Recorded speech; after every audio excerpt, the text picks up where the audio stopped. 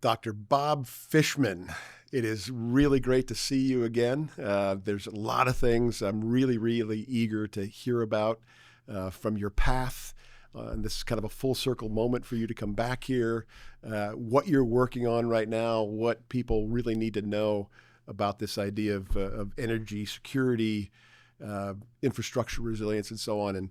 And Bob, let's start off with, again, I said it's a full circle moment that you're coming back to the Naval Academy after being away for a time.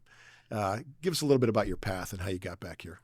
Well, I graduated in 1973 and spent 8 years on active duty as a surface warfare officer, shipboard chief engineer, Yep. and then last tour was in the Pentagon in the immediate office of SecDef. Got out and went into the power industry, where I worked on just about any kind of power plant you can imagine: nuclear, coal, gas, waste energy, wind, solar, everything. Ended up being CEO of 2 companies in the power business, and then retired and spent the next 18 months making my wife crazy.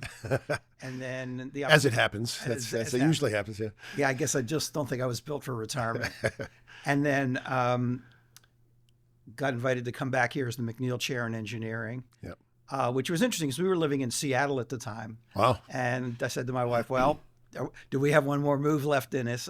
And she said, "Sure, let's do this one last adventure." And so it is a full circle moment. I think for me, in a way, it's sort of revisiting the road not traveled. Yeah. You know, when I got out after 8 years, I had a lot of second thoughts.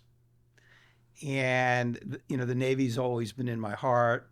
You know, my son graduated from here, so I got to come back a fair amount during his tenure as a midshipman.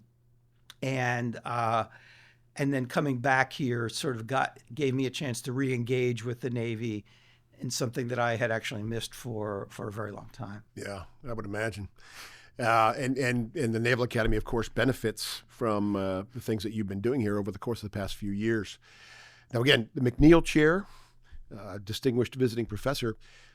But I want to dig into a little this idea that you're the founding director of the Center for Energy Security and Infrastructure Resilience. Mm-hmm. I think there's going to be a lot of people that kind of dial into this conversation completely unaware that the Academy has a center like this. Could you tell me a little bit of why CSER, which is a great acronym for this, by the way, well done, but why this particular area of study? Why now? Why is it so important for everybody listening to this to understand? Well, first of all, we have to give the provost credit for the name. Right. We tossed around a lot of names, and this is actually a good one. So, you know, in my career, particularly my civilian career, I got to spend a lot of time working in the electric power business. Sure. With oil and gas people, where we were building power plants for them, and a lot of international travel. And I really got to understand how energy underlies the strength of an economy. Right. And also, taking one step forward, you can't have a strong military unless you have a strong economy and industrial base to support it. Of course. And so it all flows together. And I got back here and I realized we weren't really talking to the midshipmen about that. And we weren't really talking to them about the challenges that we're facing from extreme weather events and sea level rise, especially right here in the yard where we have flooding on a regular basis. Most of the big projects, construction projects here have in some way been related to that, the buildup of the seawalls and things like that. A lot of conversations about that over the years.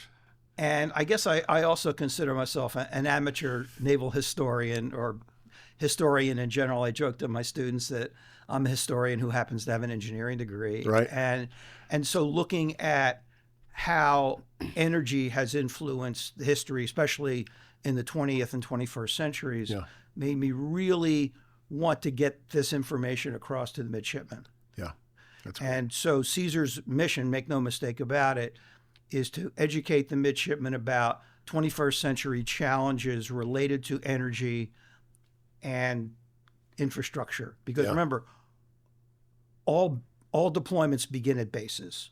So the security of the base infrastructure is important. Yeah. Energy is important not only at the base, but out at the operating forces. If they don't have fuel to sustain their operations, then they're not going to be able to operate. Not be able to operate. Yeah, that's a really great point. But I want to go back to something you said, because I love the idea of bundling history and engineering, right? And to understand the moment that we're in right now as it regards energy, and certainly to better understand where we're going in the future. It's probably helpful to get a little context. So could you give us a little bit of background about how energy policy, perhaps, especially as it relates to our national security, has impacted the Navy and the Marine Corps, Department of War more generally over the years? Set us up for the moment that we're in right now. Well, obviously, these days we're focused on the Pacific. So let's rewind 80 years to the Pacific. Yep. 1941, Japan is in China, actively conducting combat operations. They've just moved into Indochina, and we don't like that. We and the Brits do not like that behavior. It's very concerning. And so we put, as a way of economic leverage on the Japanese, embargo oil deliveries to Japan. Right. This is particularly effective because we're supplying 80% of Japan's oil from the United States. So they have a choice: back down or grab the oil in what is today Indonesia, which is obviously the choice that they made. Right. And so from a certain point of view, the cause of our Pacific War in 1941 was energy. Fast forward 3 years. We recognized the vulnerability of Japan, of that oil supply from Indonesia to Japan. Our submarine force does an amazing job of cutting down that flow of oil by over 60% by 1944. Right. That impacts Japan's industrial production. It impacts their operating forces. Right. And in no small way helps contribute to the ultimate victory in the Pacific. So oil can cause a war. It could also help end a war. Right.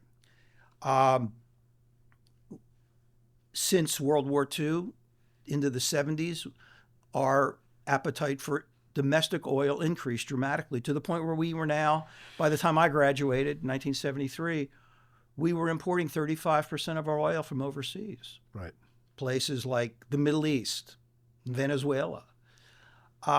And the Arab-Israeli War of 1973 occurs. The Arab countries are not happy that we helped resupply Israel with ordnance during that operation. Right. And they put an oil embargo on us to punish us for that behavior. I remember it well. We had to reduce flying hours, steaming hours. Gas prices tripled. Long gas lines caused a recession in the United States. Inflation caused by a tripling of gasoline prices. So here are people using the energy weapon against us. Yeah. The most recent example is Russia and Ukraine in 2022. So what a lot of people don't realize is after the fall of the Soviet Union, where Russia was open for business with the West, by 2022, they had become the overwhelming energy supplier of natural gas and oil to Europe. Right. They roll into Ukraine in 2022, and they make it very clear to the Europeans, if you help Ukraine, we're going to cut you off from oil. Big panic. Right. Fortunately for us, and our allies in Europe in particular, is we, because of technological developments that had occurred starting in around 2010, we were able, with the help of some other countries, backfill that oil supply. Right.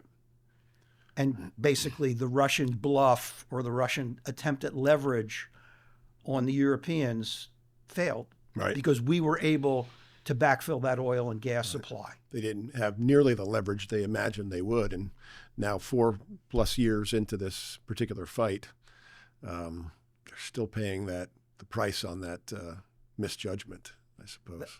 That's right. So, in geopolitical events, just in the last 80 years, here are three perfect examples of how critical energy can be to national security and geopolitical events. Yeah. Well, it does seem, and that's a great contextual background in this. So there is great value in bundling history and energy policy. That's really, really helpful. If we could take a moment just to talk about this time that we exist in right now, it certainly seems like there's so many other movements. I mean, you ended with the conversation about Russia and how they perhaps misjudged their ability to hold Europe hostage to a degree, using energy as a point of leverage. But the U.S. has also made some pretty interesting moves, right? And I think there's also some very compelling reasons that we need to understand the energy infrastructure even more. And perhaps we should talk a little bit about that. Let's start with the idea of some of the moves that were made. Venezuela, you mentioned very briefly. There's certainly still conversations in and about the Middle East and how getting oil through the Straits of Hormuz in the coming weeks, months, years can and should be guaranteed, at least in part, by U.S. naval power. Like, what is this? What can you interpret about this particular moment as it regards the geopolitics of energy? Let's start with oil and gas, and then we'll move on to electricity, because those are two different issues.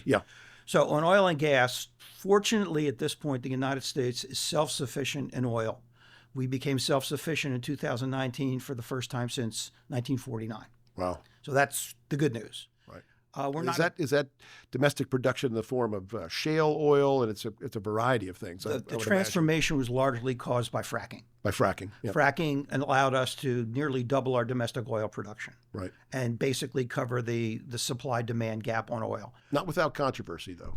I mean, there's certainly a lot of pros and cons to fracking, but without a doubt, it transformed our energy picture. And we're self-sufficient. We don't export a lot of oil, but we don't import oil either. I mean, we actually import and export at the same time to optimize refinery feedstock, but the net is we're effectively energy self-sufficient in oil. Yeah. We've also become the world's largest exporter of liquefied natural gas, passing the Qataris. Wow. Which has also given us a tremendous amount of revenue and helped with the balance of payments quite a bit. So economically, that's all been a win. Having said that, 65% of the world's oil travels by sea. Right. And almost all of it goes through seaborne choke points. Straits of Hormuz, right. Bab el-Mandeb, and the Strait of Malacca. For Asian countries, it almost all goes through the Strait of Malacca. Right. Of the world's oil supply, the 65% that travels by sea, half of that, 30% of the world's oil supply, goes through the Strait of Malacca to China, South Korea, Taiwan, and Japan. Yeah. And so controlling the seas, controlling those choke points, either being able to keep them open or decide to close them, gives people, us adversaries, a tremendous amount of leverage on countries. Yeah. On the electricity side. Yeah. Before we go on to that, Sure. though, so Alfred Thayer Mahan still casts a very large shadow. The influence of sea power is every bit as important, perhaps even more important today. So this whole idea of the control of sea lines of communication and so on, which are, such big components of the education here at the Naval Academy, right? Mahan Hall, that legacy, the core curriculum in this, the things that you're doing with Caesar, all a really important way of maintaining those core lessons that were kind of handed down to us from the late 19th, early 20th century. It's still in play. It's amazing. I recently read Nick Lambert's The Neptune Factor, which is just revisiting Mahan, and I'm reading this book thinking, this is 21st century control of the sea lanes is still every bit as important as it was when Mahan wrote this in the late 19th century. Right. Right. It's still very, very important. And Yeah. without oil, economies will grind to a halt. I mean, even if countries electrify their economy to a large extent, Right. mobile fuel, ships and aircraft, is going to be oil for a very, very long time. Sure. And I'm not sure if you can answer this question, but do you know anything about our adversaries or potential adversaries' moves to be more self-reliant in terms of energy? I mean, there's certainly a lot spoken about, written about China and its efforts to be more self-reliant, to kind of put itself on a path there.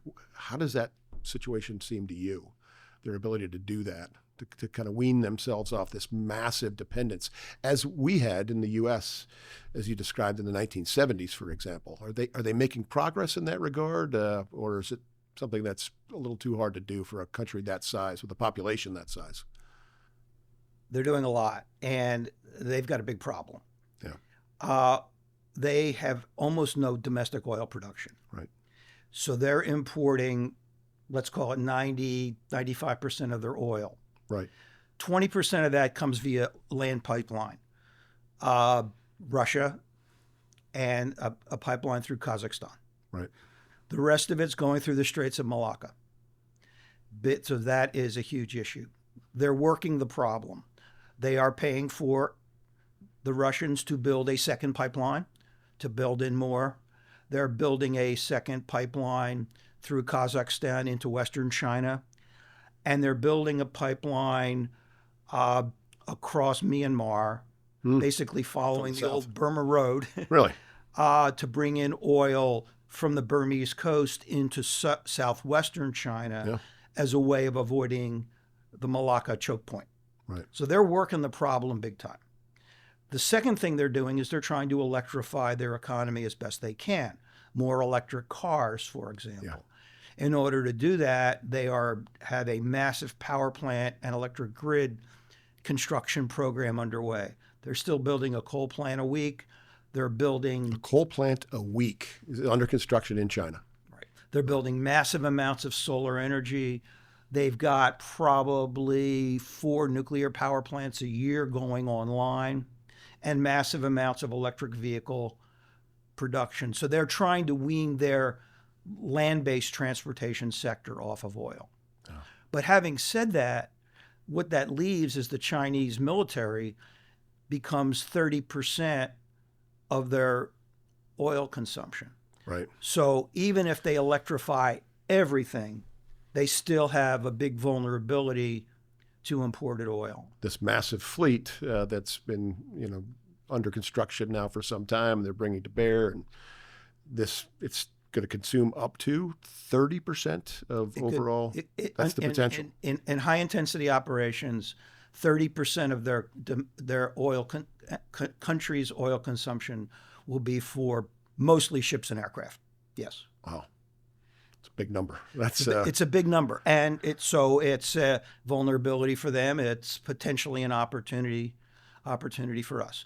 They are having some kind of stockpile. Right. We don't know. I'm sure at the classified level that we know how much that is. In the trade press, I read numbers like 90 to 120 days.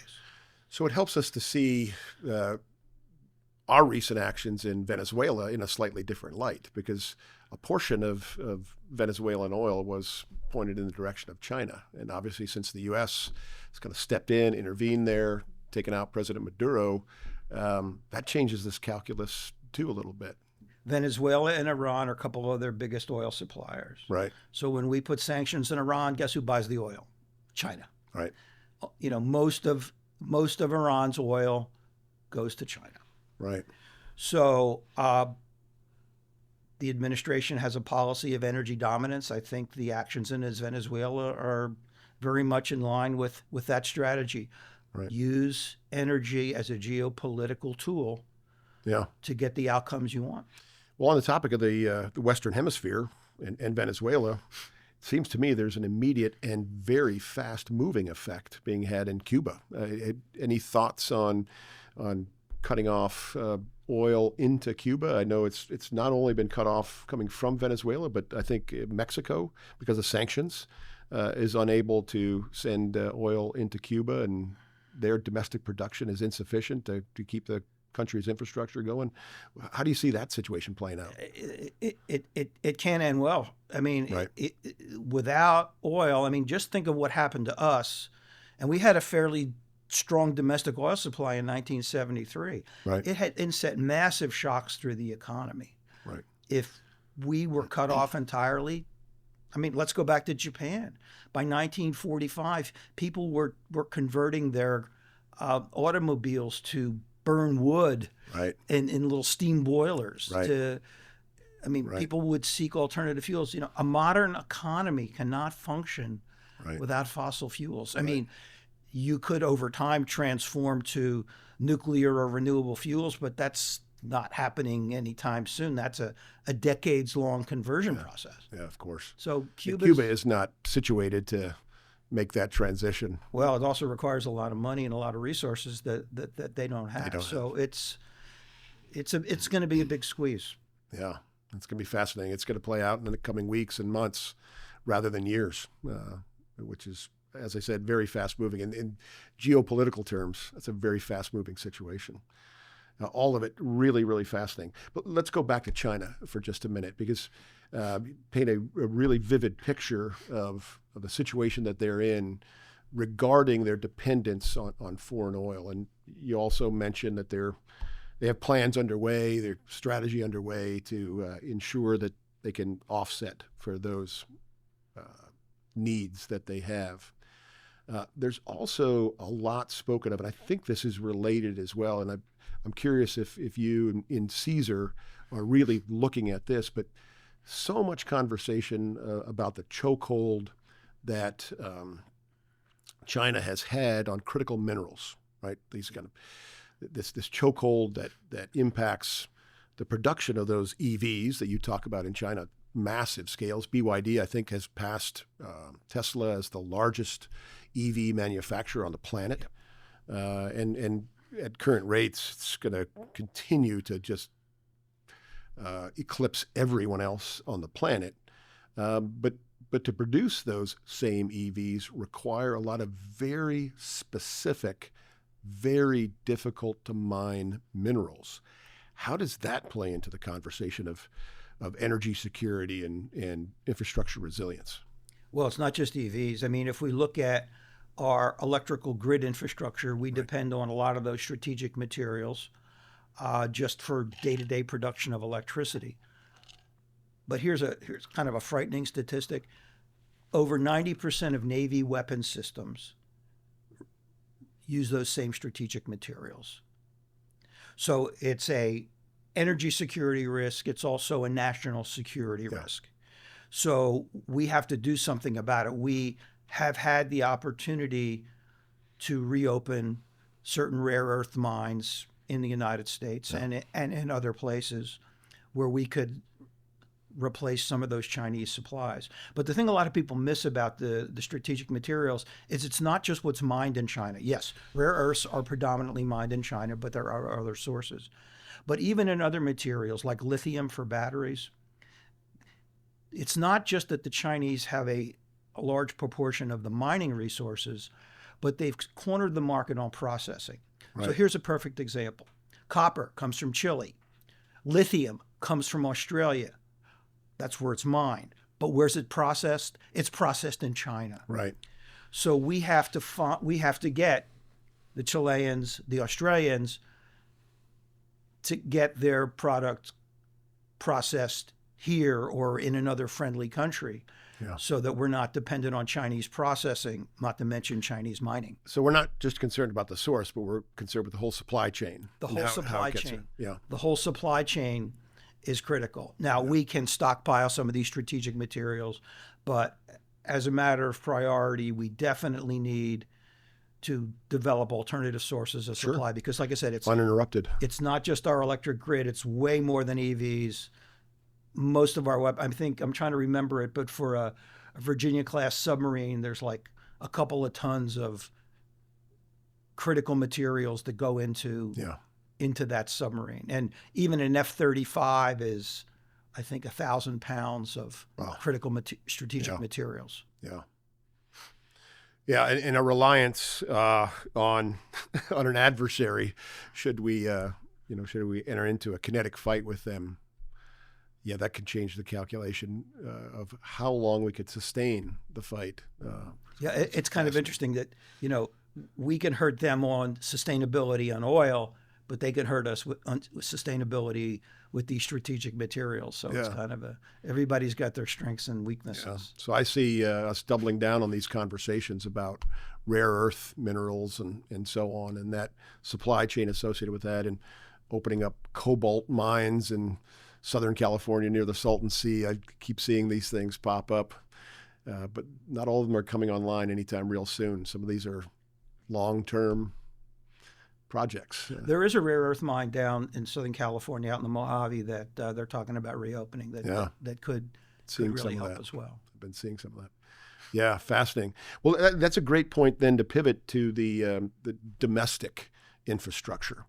There are certainly a lot of changes, and even beyond the national security concerns that we've talked about, the construction of these massive data centers. There's been a lot of attention paid to those, and how these data centers are not supportable with a typical traditional grid, the electricity grid in most parts of the country.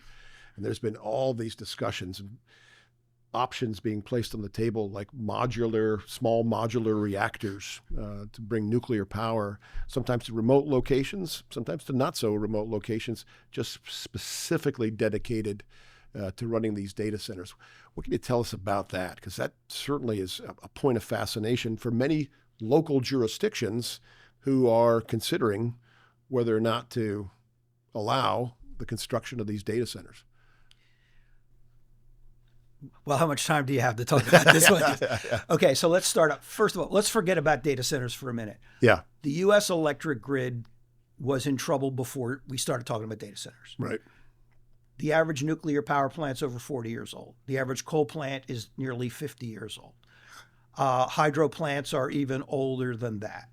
Natural gas plants are relatively young at 25 years. And we're talking about plants that typically have a 40-year life. Right. So we have an aging power plant infrastructure to begin with.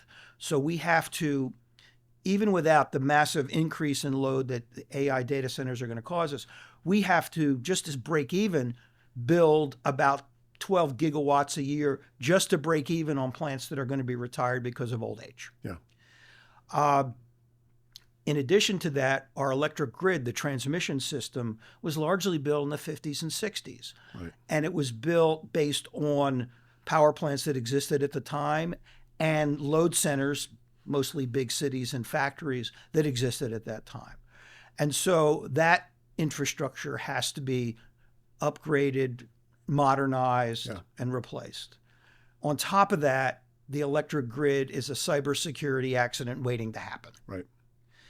And we know for a fact that adversaries have already made probing attacks into our grid using cyber tools. Right. As well as oil and gas pipelines, by the way. So that's where we're starting. Now I'm going to add in data centers that have the potential to add 30 to 40 gigawatts to the load in a very short period of time. Where's that power going to come from? So we could build more nuclear plants, but even a new conventional nuclear plant, the Vogtle, the last nuclear power plants to come online in Georgia, took 14 years to build. Oh. Some of that was a self-inflicted wound. We could probably do it in 8 to 10, but that's a long time. In the short term, I think most of it's going to be on natural gas combined cycle, gas turbine power plants, because those plants can be built in 3 years. Mm. However, the demand for those turbines is so great, caused by the data center sponsors buying up the turbines. There's now a 7-year backlog on the gas turbines from GE and other suppliers. Yeah. So the answer is there's no good answer right now. Yeah. Many of the data centers, knowing everything I just said, are saying we're going to go off grid. Right. We're going to build our own power plant dedicated to our data center, and the grid can do what the grid does. We're going to take care of ourselves, build our own standalone inside the fence power Yeah. plant. Yeah. And that's It's nuclear. That answer is mostly nuclear. right now they're building because they can't wait 10 years for a nuclear power plant. Ah. They want their data center in 2 years or Yeah. 3 years. So they're building gas-fired power plants, or they're paying utilities to reactivate retired nuclear power plants and bring them back online because they can do that in a year. Interesting. 3 Mile Island, a couple of plants in New York, plant in TVA. They're bringing them back online because that's the fastest way to get 1,000 megawatts. Yeah. So it's going to take time, but a new nuclear plant, if we started today, we're talking 2036. So I mentioned this idea of a small modular reactor. And there's a lot of conversation about that, both in terms of domestic use for these things, even potential expeditionary use further down the road. Is there anything to that, or is that more aspirational than reality? A little of both. Yeah. So the thing about small modular reactors, there's two sides of the story. The first story is they go against everything that you learn as an engineer in terms of economy of scale. Of course. Bigger is better. Yep. A 100,000-ton aircraft carrier is more capable than a 50,000-ton aircraft carrier. Okay, and per sortie, it's probably cheaper. Yeah. So bigger is better. A 1,000-megawatt nuclear plant is more cost effective than a 300-megawatt nuclear plant. Yeah. And now we're going to talk about building a 50-megawatt nuclear plant. That goes against everything that you learn as an engineer. Right. On the other hand, if you can build something in a factory, think Henry Ford, and get mass production, you can get the unit cost low enough that it is cost effective. Right. So, especially if there's a big demand signal for these things. Exactly. Very broad demand signal. So you have to be able to get to a mass production effect to offset the tyranny of the economy of scale equation. Yeah. And that is theoretically possible. But to do that, you would need to produce thousands of units in order to do that. Now, here's where the dilemma comes in. The demand signal is such that we could probably support 2 or 3 vendors who could get to 1,000 unit production level to get the cost down. But right now there's 15 to 18 people in the market wanting to develop SMRs. So we're going to have to pick the best 3 winners. Maybe the market will pick the best 3 winners because we can't get to the price point we want with 18 different suppliers. And frankly, one of the reasons why our nuclear industry in this country has been so expensive is that we don't have a standard plant. I mean, one of the things the Navy always does right is you build a class of ships. So you can go to, one DDG, Flight 3 Arleigh Burke to another, and exactly, everything's the same. Right. In France, I hate to admit it, the French did this right. They built 52 nuclear power plants. They're all the same. Right. Standard design, repeatable, lessons learned, price comes down. Right. We have 93, 94 operating nuclear plants in the United States. No 20 are the same. Right. Because we had 4 different reactor vendors, we had 6 or 7 different construction companies, and a dozen different utilities, and everybody wanted to customize it. Customization costs time and costs money. Yeah. So if we're going to do this right, SMRs have potential, but they're 10 years out, 10, 12 years out. Yeah. In order to do that, have the ability to be deployable at scale if we can get to large-scale production. Yeah. Now, let me back up a minute and talk about DoD bases and how these small reactors and energy security enter into the bases. So one of the things that we're doing, especially in the Navy, is we're looking at what's called a microgrid. Yeah. A microgrid means it's what the data centers are doing. I'm going to build my own power plant for my own base, and I'm not going to rely on the utility because given what's going on in the electric grid, they might not be there. It might be extreme weather. It might be a cyber attack. It might be a terrorist event. I need to be able to keep my base operational. Uninterrupted, reliable power supply. So they control the cost of that as well. So we're going to build our own power plant. Yep. And in fact, for the last two years, we've had capstone students working to develop a microgrid for the Naval Academy, which I keep telling them, you come back for your 5th reunion, we're gonna walk through this plant, and it will give the Naval Academy. We're going to build it right next to the old heating plant that's there near the laundry, and we're going to have our own gas-fired, gas turbine power plant to take the Naval Academy off the grid. Yeah. Okay. Now, my students really wanted to do an SMR. Yeah. Because last year I had a few nukes in the group, and I said, that's great. Are we willing to wait 12 years? And oh, by the way, how is the local community going to feel if we put a power reactor right here on the yard? I live not far from Gate 8, and I would imagine I'd have some questions for a midshipman designed small modular reactor kind of in my backyard. Well, I don't think the mids are designing it, but yes. So, capstones are for, aren't they? Capstones do that. You know, we're looking at bases with great historical names, Peleliu, Yap, Ulithi. Right. What's your alternative out there? Diesel generators, the hull and fuel? Yeah. Okay, that's another logistical challenge. An SMR for an island base, forward operating base? Yeah. Perfect. Yeah. For a base that isn't near an urban area, Kings Bay, Bangor. Sure. Fallon. They seem tailor-made for this. Why not? Bringing that capability Why online. Not? Yeah, that's fascinating. I love that idea.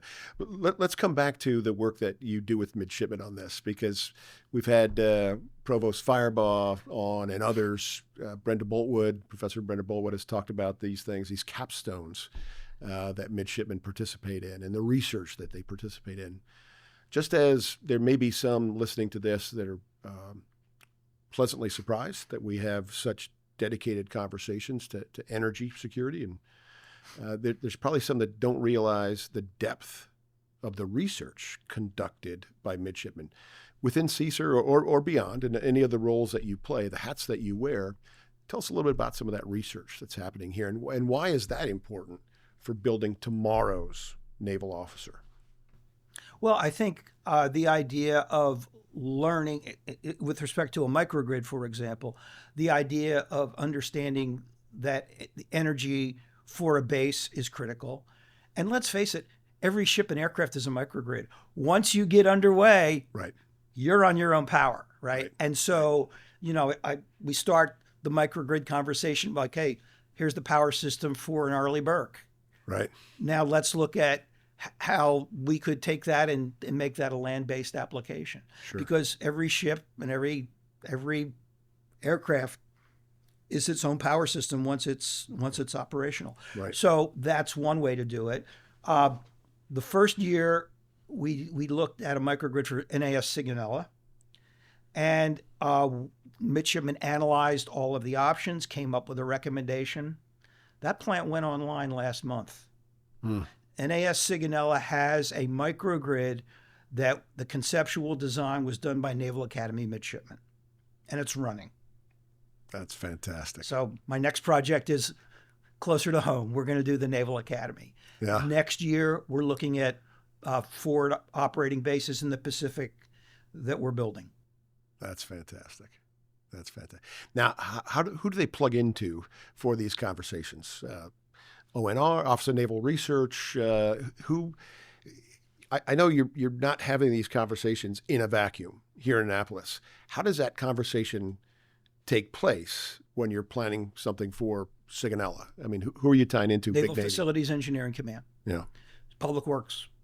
So we worked on Sigonella with the facility energy manager. Here we're working with the energy manager for the Naval Academy and the Public Works officer. And they've been very involved in all the conversations, as well as Sarah Phillips in the SOUP's office. You know, we're keeping everybody in the loop about what we're doing, and everybody is very, very supportive. That's exciting. We're also hoping that this project will generate enough energy savings that not only to pay for itself, but to do some of the sustainment upgrades we need to do here for sea level rise, right?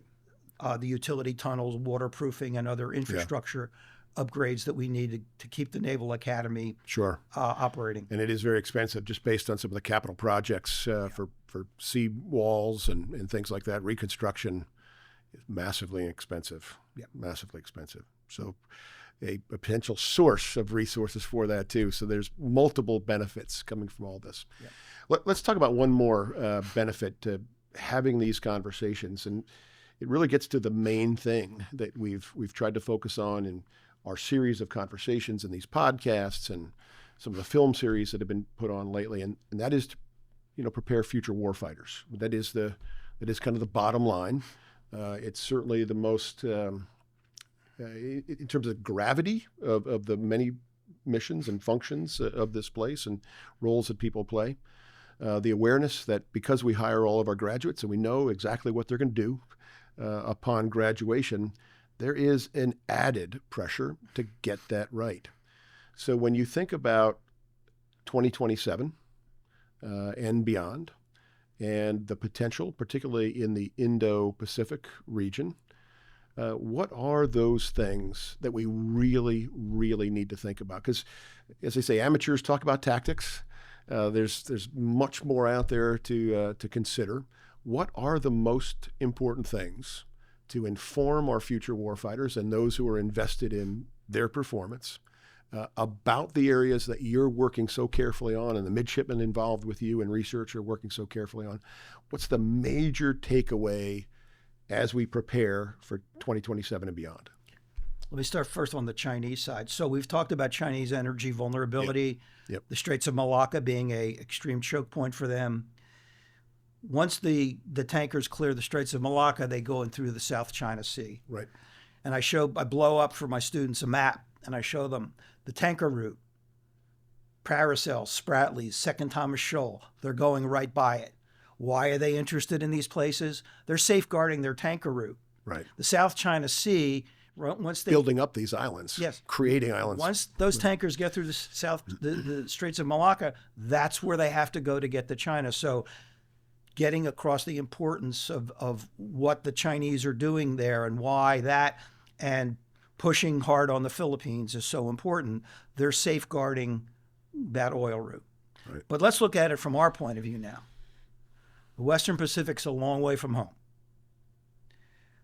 5,000 plus nautical miles to where we have to operate. Carrier task force, let's say one Nimitz-class carrier and 4 DDGs, 7 million gallons of fuel a month. Mm-hmm. Okay. That's more than what one Lewis-class tanker can carry, and each tanker needs a month to get to the Western Pacific and back and refuel. So that means minimum of 1 tanker per task force. What are we going to have, 3 or 4? We probably, our adversaries are not going to let these tankers sail unmolested, and there are going to be other units that are going to require fuel. A Marine brigade needs 90,000 gallons a day of fuel, mostly for the air wing. Yeah. The Air Force is going to need a whole bunch of fuel to the Western Pacific. It's going to have to travel by sea. Yeah. So the same problem, the tyranny of distance that was discussed so often in the Second World War, is every bit in play in the 21st century. And in 1945, Service Force 10 had 1,000 ships providing logistical support for the 3rd and the 5th Fleet. And we've got 20. With 20 tankers. All those thousands were not tankers, but let's just say that 1/3 of them were tankers. Okay, now the fleet's smaller, but our aircraft use a lot more fuel than World War II aircraft did. Right. So we need more tankers. The distances are huge.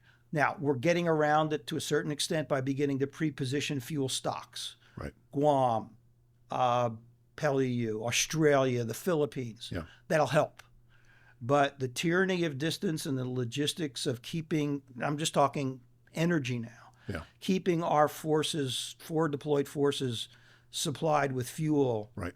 is really, challenge. really critical. So we have pre-positioned resources.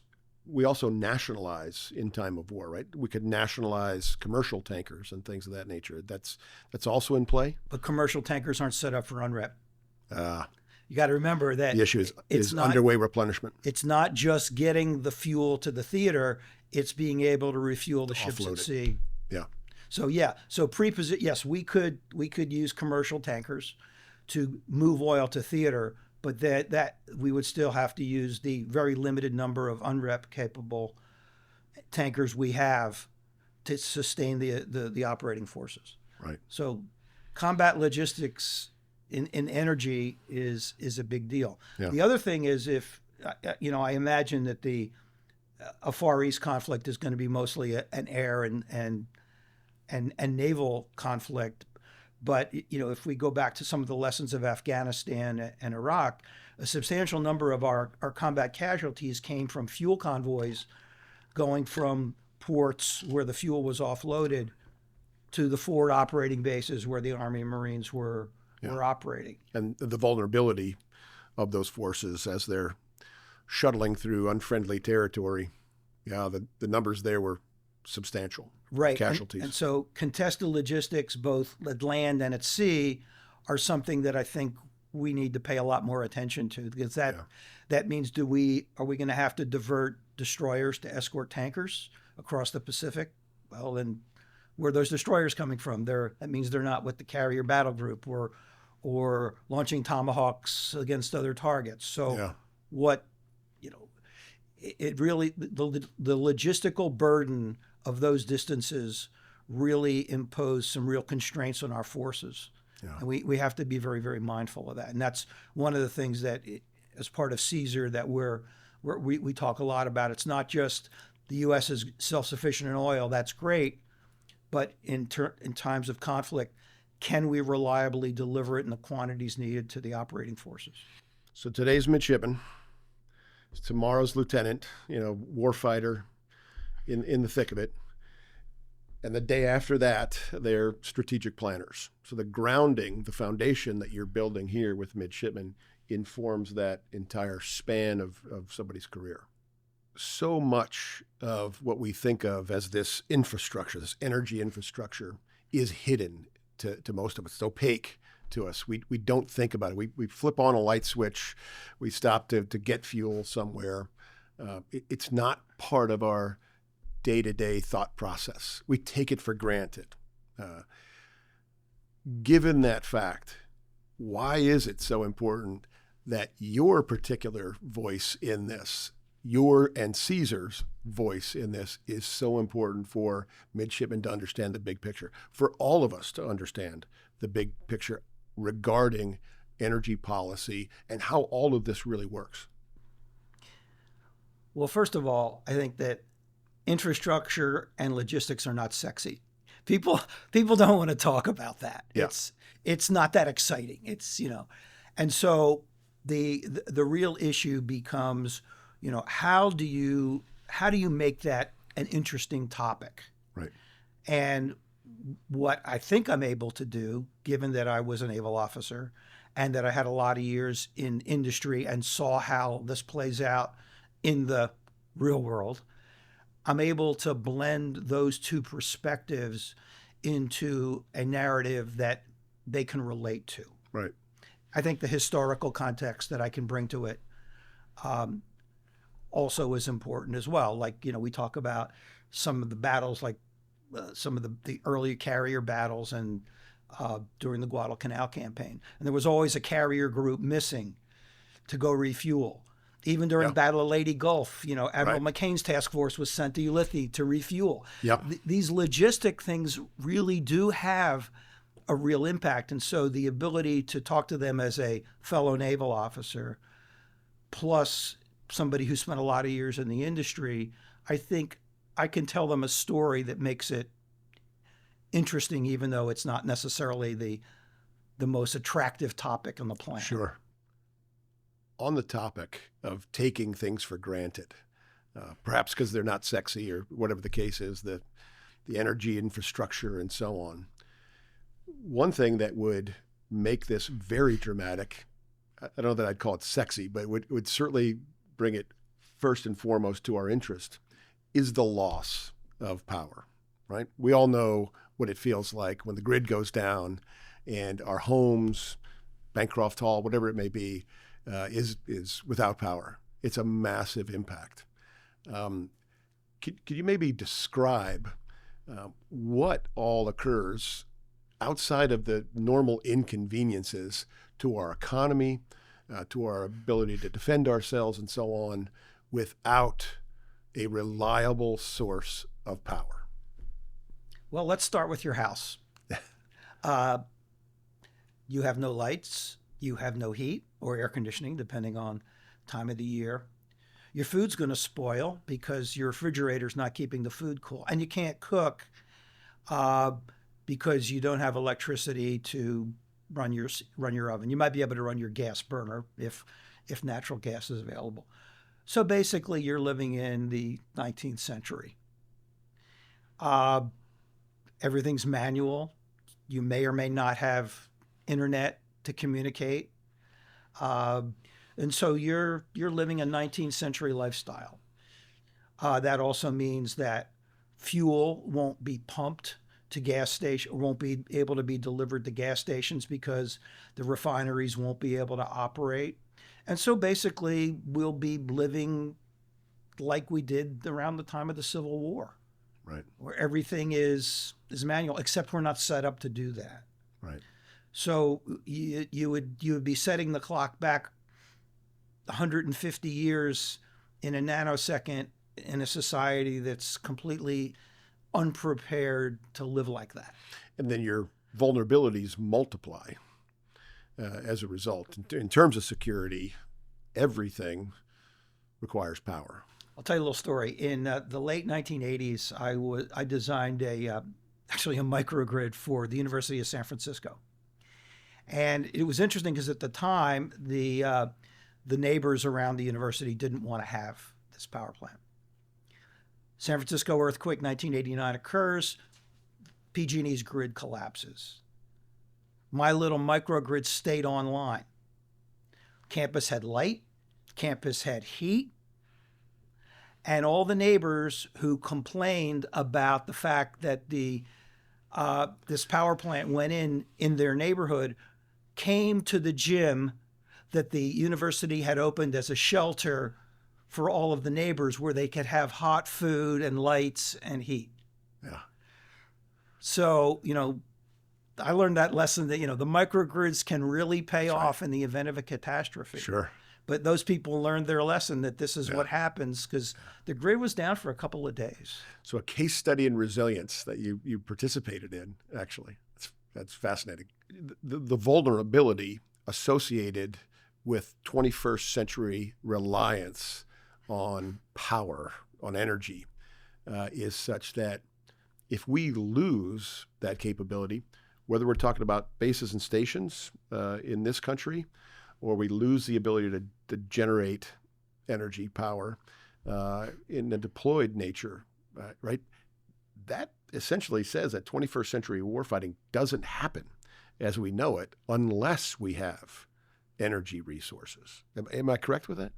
It could go for a while, and then it will grind to a halt. Right. So, bases need to support units that can deploy so that they can fuel up, load food, load ordnance, get underway.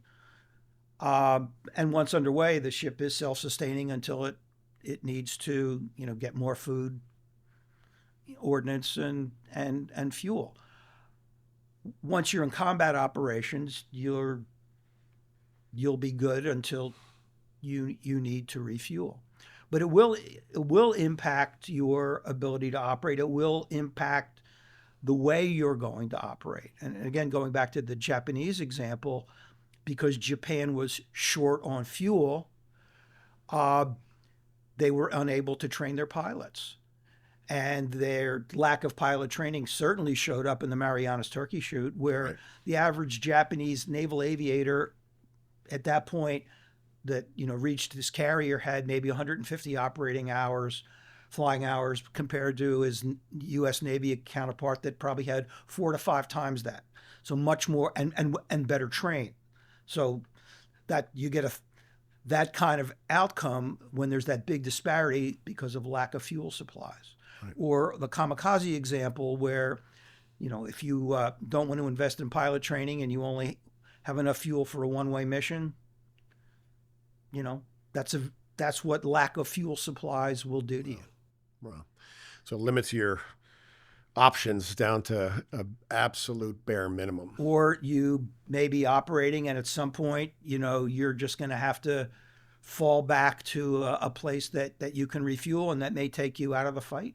Here in the Stockdale Center, these conversations that we've been having with leaders around the yard, such as yourself, we've certainly had a lot of discussions about artificial intelligence, the coming of AI, and what that portends for all of us as educators or as warfighters down the road.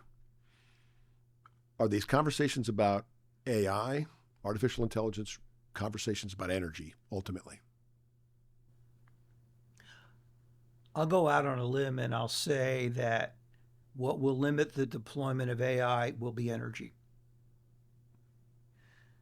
For the reasons we discussed, the ability to build new nuclear plants, to build new gas turbine plants, the aging utility power and distribution infrastructure, all will limit the ability that we have to power these data centers. As it is, we're looking at, in particularly certain areas of the country, where the reserve margin, which is the amount of power you have in relation to your peak demand, those margins are getting thinner and thinner. And so I think that energy supplies, electricity supplies, will govern how fast AI data centers can be deployed. In addition to AI conversations that we've been having here for some time, we've been having a lot of conversations over the course of the past 2 years now about great power competition. This discussion and the future ones that we'll have will leverage some of these lessons from great power competition. And in terms of strategy, of course, we always frame it as diplomacy, information, military, economic elements of power make up our strategy. And we've had a previous guest, your and my friend, Professor Brenda Boltwood, say that the nation in great power competition that gets the E in dime, the economic advantage, will ultimately win great power competition. That seems to be the lesson of World War II, the Cold War, other versions of great power competition.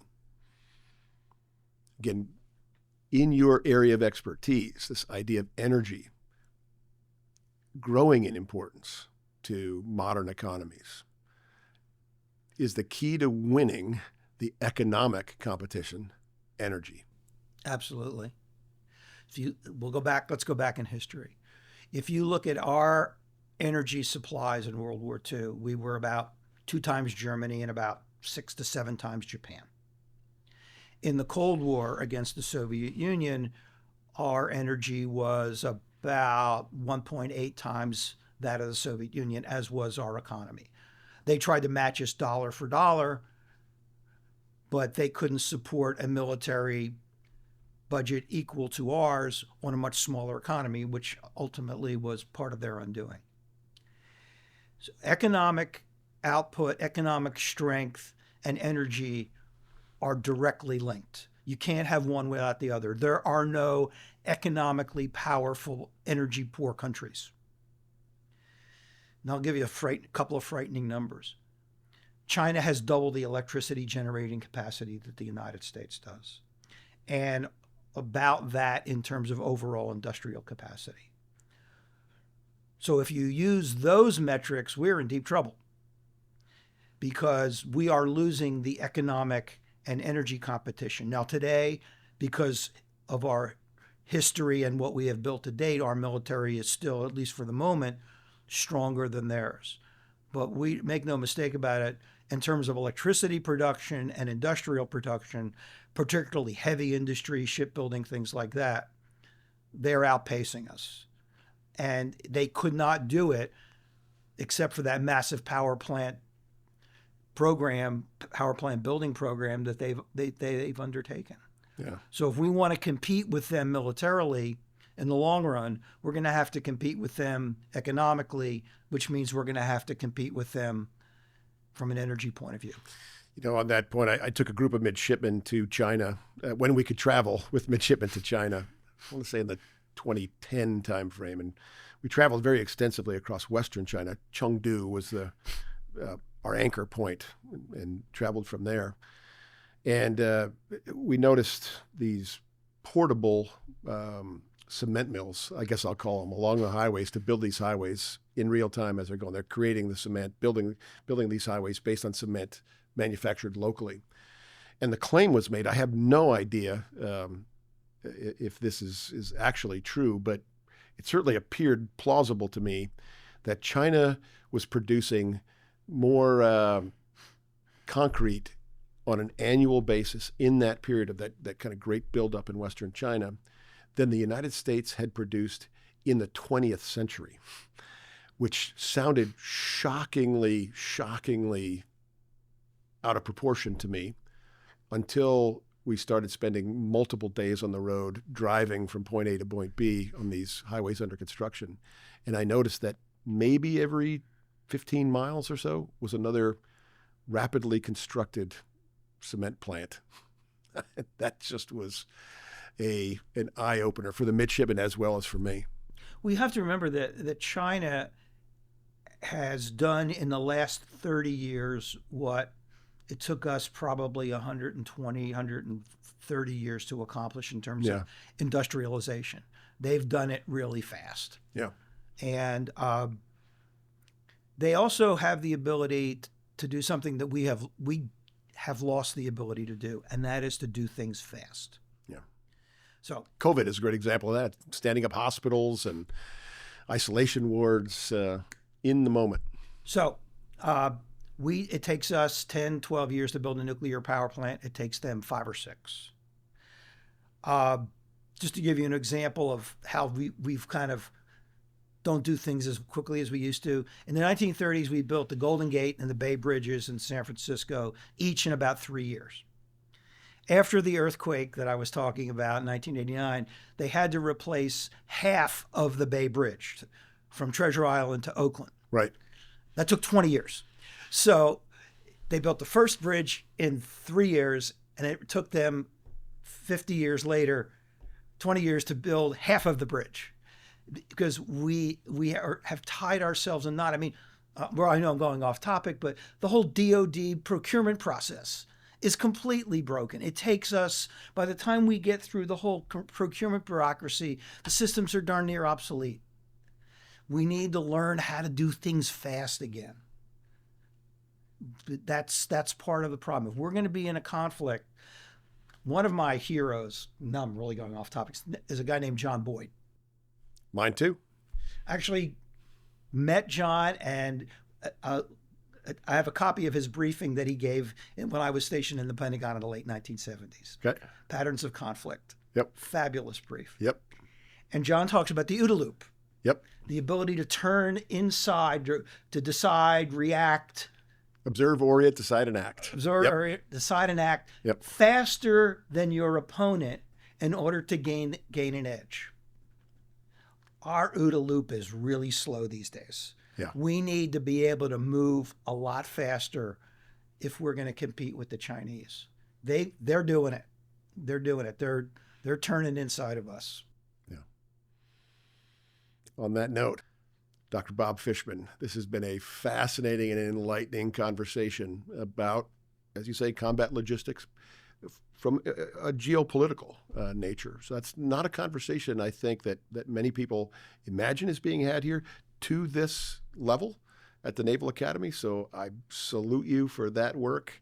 I salute you on behalf of the whole Navy and Marine Corps. This is a really important one, and I look forward to seeing how these things bear fruit going forward. So thanks for your time today, Bob. My pleasure, Joe. Yeah.